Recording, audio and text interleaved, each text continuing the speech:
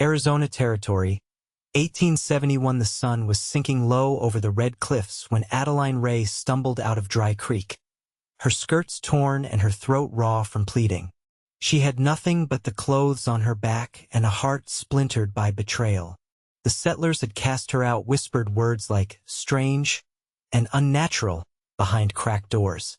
It did not matter that she had healed their sick with herbs her mother taught her, or that she had never raised a hand in anger. She was different, and that was enough. The desert stretched empty ahead, dust curling around her boots. Adaline pressed a hand to her ribs, feeling the sharp ache of exhaustion. She kept walking.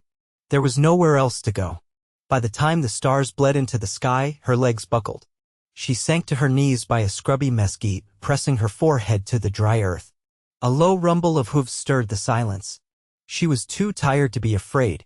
A horse stopped a few feet away, and a man's voice broke through the night. "You hurt." Adaline lifted her head. A man dismounted, his boots crunching against the dirt. He wore a battered cavalry jacket with the insignias torn off, and his hat shadowed his face. The rifle slung across his back was worn, but his hands were empty now, held out like he meant no harm. She tried to speak, but only managed a hoarse whisper. "Please, I just need water." Without a word, he pulled a canteen from his saddle and knelt beside her. His fingers brushed hers as he passed it over, warm and steady. She drank greedily, water spilling down her chin. "You are alone?" he asked, voice rough. Adaline managed a nod. "They threw me out, said I was not right." He frowned, his jaw tightening. "Settlers?" "Dry Creek," she said, voice cracking. He sat back on his heels, studying her. His face was lean, sunburned, with a jagged scar running from his temple to his jaw. His eyes were a deep, worn green, like pine needles crushed underfoot. He looked like a man who had seen too much and survived all of it. "My name is Fallon McKee," he said after a moment. "You got a name?" "Adaline Ray," she whispered. Fallon glanced toward the dark horizon, then back at her. "You should not be out here alone. Nights get cold. Worse things than cold, too." She wrapped her arms around herself, shivering. "I have nowhere else." He stood and held out his hand. "Come on. I have a fire a ways off. You can rest there." Adaline hesitated. She had trusted once already today and paid dearly. But there was something steady in Fallon McKee's voice, something that made her believe he would not hurt her. She reached up and took his hand. He pulled her to her feet carefully, like she might break. His horse, a shaggy bay, nickered softly. Fallon swung up into the saddle, then reached down for her again. "You ride with me," he said simply. Adaline climbed up behind him, clutching his waist. His body was solid and warm, and she breathed in the scent of leather and dust. They rode into the dark, the desert sighing around them. Fallon's camp was a small hollow near a dry wash, hidden from the open plains. A fire crackled low, throwing gold light over a battered bedroll and a pair of saddlebags. He helped Adaline down, moving slow like he was afraid to scare her again. "You can have the bedroll," he said. "I will take the ground." Adaline shook her head, voice thin. "I do not want to take your place." "You are not," Fallon said.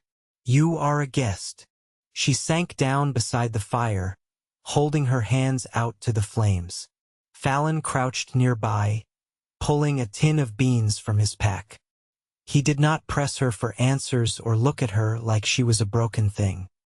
He just moved around the camp with quiet purpose, every so often glancing her way to make sure she was still breathing. When he handed her a plate, Adaline's hands trembled. She had not eaten since sunrise. Fallon watched her eat, his face unreadable. "You are not like them," he said finally. Adaline flinched. "No, I am not." "Good," Fallon said, voice low. "World needs fewer of them. More of you." Tears pressed hot behind her eyes. She bit them back, swallowing hard. Fallon leaned back on his elbows, staring into the fire. "I was with the cavalry. Got tired of following orders that made no damn sense. So I left." "Deserted," she murmured. "Yeah," he said without shame. "Figured if they wanted to hang me, they would have to catch me first." For the first time since she had been forced from Dry Creek, Adaline smiled, small and shaky. Fallon caught it and gave a slow, tired grin in return. "You are safe here," he said, voice steady. "I will see to it." The fire crackled between them, and for a long while neither spoke. The night wrapped close, the stars wheeling overhead. Adaline tucked her knees up to her chest, watching Fallon through the flicker of the flames. He had saved her without asking for anything. He had given her water, food, warmth. And in his worn, scarred face she saw something she thought she had lost forever: a place to belong. When she finally lay down on the bedroll, she felt Fallon settle nearby, close enough to reach her if she needed, but far enough to give her space. His presence was a steady weight against the night. Adaline closed her eyes, listening to the distant howl of a coyote, and for the first time in days she let herself believe that maybe, just maybe, she had not been cast out of her life, but into something better. By the time the sun crested over the low hills, the fire had burned down to ash. Adaline stirred beneath the faded wool blanket Fallon had laid over her sometime in the night. She sat up slowly, the ache in her body deep but dulled by real rest. Fallon was already moving about the camp, feeding his horse and checking the cinches on his gear. His movements were deliberate, each action done with a kind of quiet efficiency that spoke of long habit. Adaline rose to her feet, brushing dust from her skirt. Her mouth was dry, but the fear that had gripped her the day before had eased into a wary trust. Fallon glanced her way, then nodded toward a battered coffee pot balanced on a few stones over a small rekindled flame. "Strong enough to float a horseshoe," he said. "You want some?" She wrapped her arms around herself against the morning chill and gave a small nod. Fallon poured the dark brew into a tin cup and handed it over carefully, as if afraid it might slip through her fingers. As she sipped, he crouched nearby, elbows resting on his knees. "You plan on heading back east?" he asked, voice low. Adaline shook her head. "No family left. Besides, I would not be welcome there either." Fallon picked up a twig and traced idle patterns in the dirt. "Ain't much east of here but dust and broken promises anyway." She watched him for a long moment, the morning light catching in the strands of hair that fell across his forehead. There was a weariness in him, but not the kind that made a man cruel. It was the kind that carved patience deep into his bones. After a moment, she asked, "Where were you headed?" He shrugged one shoulder. "Nowhere special. Thought to see if the mines near Prescott needed a hand. Maybe find a ranch that would not ask too many questions." Adaline ran her thumb over the rim of the cup. "Could they use two?" Fallon looked up at her, his eyes steady. "You thinking of coming along?" She hesitated only a breath before nodding. "I do not have anywhere else. And you seem decent." A slow, cautious smile touched his face. "I aim to be." They packed the camp without much talk. Fallon showed her how to secure her meager belongings in one of his saddlebags, tying them down tight with strips of rawhide. He adjusted the saddle, then turned to her with a hand outstretched. "We will ride slow," he said. "Get you used to it." Adaline placed her hand in his, letting him lift her into the saddle before swinging up behind her. Her body stiffened at first and used to the closeness, but Fallon only guided the horse forward at a gentle pace, careful not to jolt her. The desert opened before them, miles of tawny earth and brittle shrubs. The air smelled of creosote and dust, and somewhere far off, a hawk cried into the empty blue. Hours passed with only the soft clop of hooves and the whisper of the wind. Adaline leaned into Fallon's steady frame, the warmth of him seeping through the thin fabric of her dress. She closed her eyes for a time, letting the rhythm of the ride lull her. When she opened them again, Fallon was pointing ahead to a line of cottonwoods marking a thin trickle of a creek. "We will stop there," he said. "Horse needs water. You could use some shade." They dismounted by the bank and Fallon led the horse to drink. Adaline knelt by the edge, cupping water into her palms. It was cold and tasted faintly of earth, but it revived her more than anything else could have. As she sat back on her heels, Fallon crouched beside her, his hat pushed back to reveal the full line of the old scar across his face. "You were a healer," he said, not as a question. Adaline nodded, brushing a few strands of hair from her eyes. "My mother taught me. Plants, roots, poultices. Things passed down. Useful skill out here," Fallon said. "Dangerous too. Folks fear what they do not understand. She glanced down at her hands. I learned that. Fallon's voice softened. You still carry it with you, though. Not something you just leave behind. No, Adaline said quietly. It is who I am. He leaned back on his hands, gazing out across the creek. Good. Do not let them take that from you. A silence settled between them, not heavy but easy. The kind that did not beg to be filled. After a while, Fallon stood and offered her his hand again. She took it without hesitation. They rode on through the thinning trees until the land opened again into wide, rolling hills. Late in the afternoon, a thin ribbon of smoke rose on the horizon. Might be a ranch, Fallon said. We will see if they need help. If not, we move on. Adaline nodded, feeling the first stirrings of something unfamiliar and fragile taking root deep inside her. She did not know where the trail would lead, but she knew she was no longer walking it alone. The nearer they rode to the smoke, the clearer the outlines of a ranch steadied against the land's stout fencing, a long low barn, a house with a lean-to porch sagging under the weight of too many seasons. A few cattle dotted the dry pasture beyond, ribs showing through dust-caked hides. Fallon reined his horse to a halt at the fence line, squinting against the late sun. A boy, no older than 12, came running from the barn, waving his arms. Pa says we ain't hiring no more hands, he shouted across the field, voice cracking. Fallon raised a hand in peace. Not looking to trouble you. Just passing through. The boy hesitated, scuffing a boot through the dirt. Pa says you can water your horse at the trough if you need. Fallon tipped his hat, nudging the bay forward. Adaline tightened her arms around his waist, feeling the tension in his body. He did not trust these people, not fully, but he would not turn aside a kindness, however grudging. At the trough, Fallon dismounted first and helped Adaline down with careful hands. The horse drank greedily, and Fallon kept one hand on the reins, his gaze steady on the open doorway of the house where a man stood watching. The man was broad-shouldered, weathered, with the look of someone who had wrestled this land for every scrap it would give. He did not come forward. Adaline dipped her fingers in the water, letting the dust slide from her skin. She kept her back straight, chin lifted, though the man's stare pressed heavy against her. You two married? The boy asked, curiosity unfiltered. Fallon answered without hesitation. Not yet. Adaline's breath caught, but she said nothing. Fallon's voice had been sure, not defensive. Not a lie meant to shield, but a truth he had already weighed and found right. The boy grinned, gap-toothed, then darted back toward the barn. Fallon threw a glance at Adaline, measuring her reaction. She met his eyes, searching. You meant that, she asked, voice low. He ran a hand over the horse's mane, thoughtful. I do not say things I do not mean. The sun dipped lower, throwing long shadows across the ground.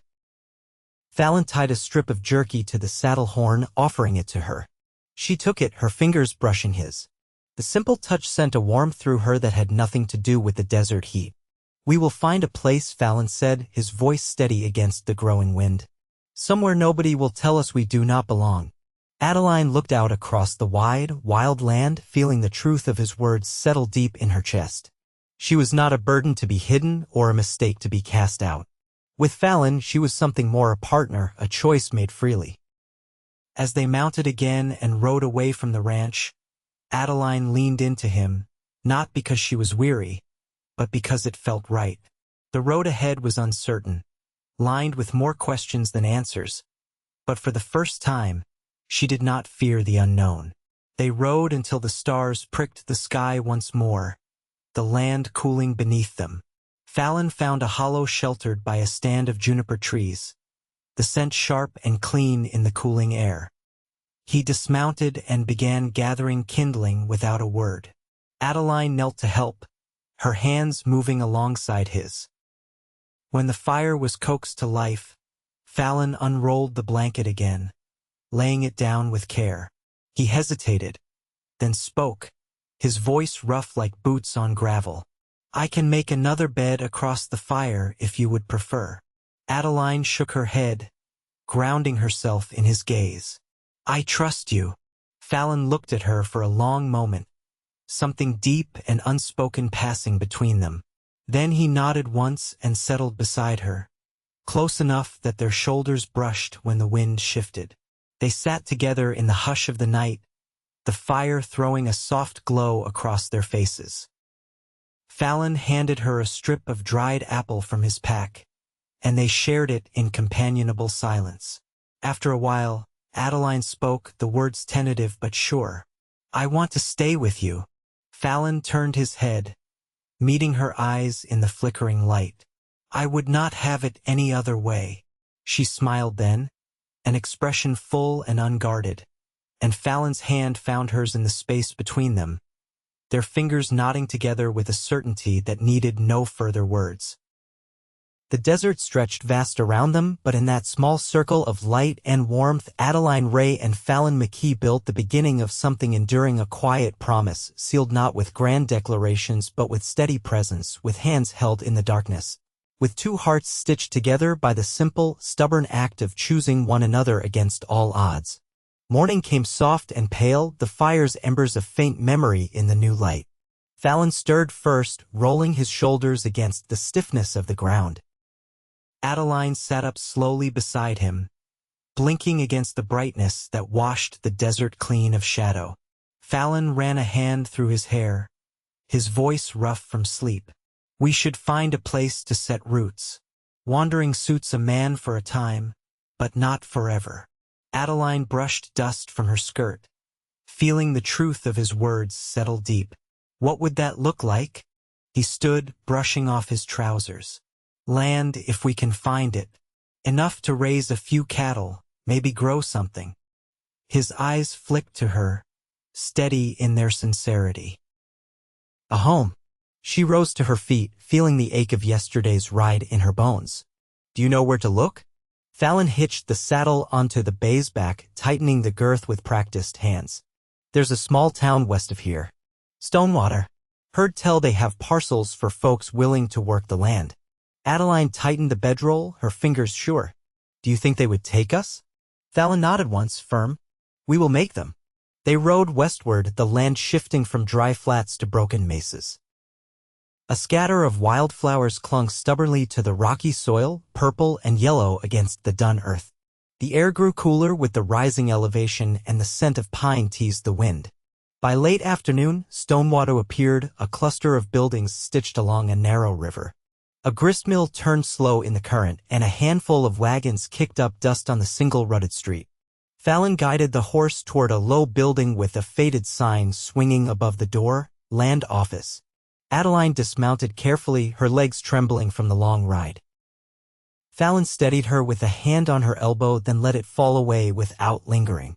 They crossed the threshold together, the air inside heavy with the smell of old paper and tobacco. An older man sat behind a battered desk, spectacles perched on the end of his nose. He peered up at them, eyes shrewd behind the glass. "What do you want?" he asked, voice clipped. Fallon planted his boots square on the worn boards. "Looking for land. Somewhere near water." The man sniffed, flipping through a ledger. "Got a few parcels. Rough country. No guarantees." "We are not asking for guarantees," Fallon said. The man stabbed a finger at a map pinned to the wall. "Cottonwood Basin. About a half-day's ride north. Scrubland mostly. But there's a spring." Adaline leaned closer, studying the marked plot. It was small, but it was something. Fallon glanced to her, reading her silent permission. He pulled a few coins from his pocket and placed them on the desk. "We will take it." The man scribbled something into his ledger, then shoved a paper across the desk. Fallon signed with a grim set to his mouth, handing the pen to Adaline. Her hand shook slightly, but she wrote her name with slow care. Outside, the sun dipped low, gilding the river to gold. Fallon tucked the deed into his jacket and turned to her. "You ready to see our land?" Adaline smiled, the expression steady and sure. "I am." They passed through the town without drawing much attention, though a few women on the porch of the mercantile whispered behind gloved hands. Fallon ignored them, his gaze fixed ahead. As they rode north, the land unrolled in a patchwork of sage and rock. The spring revealed itself as a thin ribbon of water threading through a shallow draw, shaded by a stand of cottonwoods whose leaves whispered in the cooling breeze. Fallon dismounted first, leading the horse to drink. Adaline slid down after him, her boots sinking into the soft earth near the water's edge. He turned slowly, taking in the sweep of land. It is not much yet. Adaline stepped up beside him, her skirt brushing against his trousers. It is enough. A hawk circled overhead, its cry sharp against the vast sky. Fallon reached for her hand, threading their fingers together without hesitation. "We build it together," he said. Adaline squeezed his hand, the promise between them unspoken but understood. They would carve a life from this stubborn land, not because it was easy, but because it was theirs. Fallon led the horse to a patch of grass and began unsaddling. Adaline knelt by the spring, cupping water in her hands and letting it trickle through her fingers. It was cold and sweet, and she laughed softly, the sound light and free. Fallon looked over, a slow smile tugging at the corners of his mouth. "You laughing at me?" he asked, voice warm. She shook her head, droplets of water catching in her hair. "No, I am laughing because I am happy." He crossed the ground between them in 2 strides, cupping her face gently in his calloused hands. For a moment he hesitated, searching her eyes for any flicker of doubt. Finding none, he bent and kissed her, the touch gentle at first, then deepening with a fierce tenderness. When they broke apart, the world seemed to exhale around them. The cottonwoods whispered overhead, and the spring sang its quiet song. Fallon rested his forehead against hers, his voice low. "You are my home now." Adaline closed her eyes, feeling the truth of it settle so deep it became part of her bones. Around them, the wild land waited, untamed and full of promise. Together they would make it theirs, one stone, one seed, one heartbeat at a time. The days that followed fell into a rhythm shaped by the land itself, slow, deliberate, demanding. Fallon and Adaline cleared brush with hand axes, their arms growing strong beneath the unrelenting sun. They raised a rough lean-to with timbers cut from the cottonwoods, its roof patched with canvas until they could do better. Each evening, they sat side by side near the spring, the hush of the desert folding around them. One afternoon, as clouds gathered low and heavy over the hills, Fallon returned from setting snares with a brace of rabbits hanging from his belt.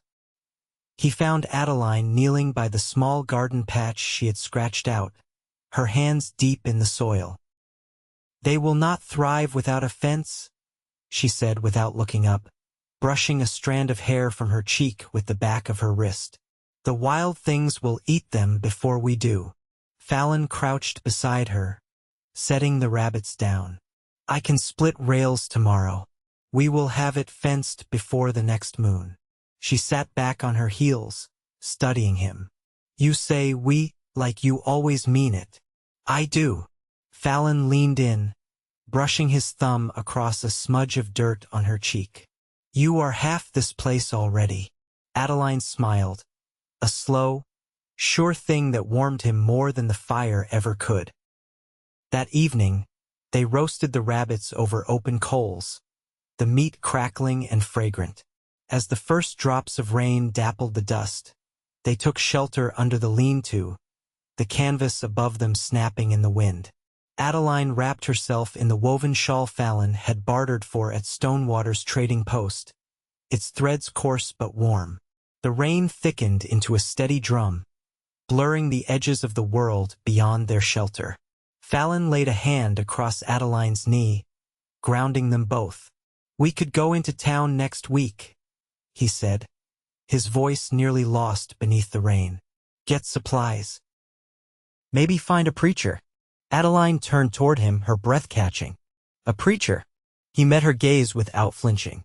"If you want it, marry proper." She touched the edge of his jaw, feeling the steady beat of his life thrumming there. "I do not need a preacher to know I belong with you." Fallon caught her hand, pressing a kiss into her palm, slow and reverent. "Still, it would be good to stand before God and everyone claim what we already know." Adaline's eyes shone in the dim light. "Then yes. I would like that." They sat together as the storm rumbled away, the world smelling of wet earth and new beginnings. The next morning, they set out early, the trail to town still soft under the hooves of Fallon's bay. Adaline rode behind him, her arms around his waist, the saddle creaking in rhythm with the horse's stride. Stonewater stirred to life as they arrived, the blacksmith hammering at a shoe, the cooper's shop open and busy. Fallon helped Adaline down and led her toward the small clapboard church perched near the river's bend. The preacher, a wiry man with kind eyes and a voice roughened by dust and years, agreed to marry them the next day. No fuss, no grand gathering, just the two of them, a couple of witnesses, and the wide Arizona sky. That night, they camped near the river, the stars scattered thick above them. Fallon whittled a plain ring from a piece of juniper, smoothing it with a scrap of leather until it gleamed pale in the firelight. "I cannot give you gold," he said, turning the ring over in his fingers. "But I can give you my word." Adaline reached for it, her fingers brushing his. "That is worth more." At dawn, they stood before the preacher under a sky just beginning to blush with light. Fallon wore his cleanest shirt, his jacket mended at the elbow where Adaline's careful stitches showed neat against the worn fabric. Adaline wore the blue calico dress she had sewn from a length of cloth Fallon had traded for with a trapper's pelts. The preacher's words were simple, plain as the land itself. Fallon slipped the juniper ring onto Adaline's finger, his hand steady. When the preacher told him to kiss his bride, Fallon did so without hesitation, cradling her face in his rough palms as if she were the most precious thing the desert had ever yielded. They rode home as husband and wife, the road rising and falling before them like a promise. The seasons turned and the land slowly yielded to them. The garden grew under Adaline's careful tending, beans, squash, corn reaching toward the sun. Fallon built a proper cabin with stout walls and a stone hearth, its windows facing the morning light. At night, they sat before the fire, Adaline's head resting on Fallon's shoulder, his arm curved protectively around her. Sometimes they spoke of the future, a proper herd of cattle, maybe a child running wild among the cottonwoods, but more often, they simply sat in the easy silence that had always bound them. One evening, as the first frost silvered the ground, Adaline placed Fallon's hand gently on the slight swell of her belly. His breath caught, and he looked at her, awe softening every line of his weathered face. "You sure?" he whispered. She nodded, tears bright in her eyes. "Sure as I have ever been." Fallon drew her into his arms, holding her against the steady beat of his heart. Outside, the desert slept under a blanket of stars, and inside their home, the fire burned steady and warm, lighting the beginning of a life that would stretch long and full before them. Together, they had carved a home from the wild, stitched from trust and long days and steady love. And in that hard, beautiful land, Fallon McKee and Adaline Ray found not just survival, but joy, the kind born from choosing, day after day, to walk side by side into whatever the world might bring.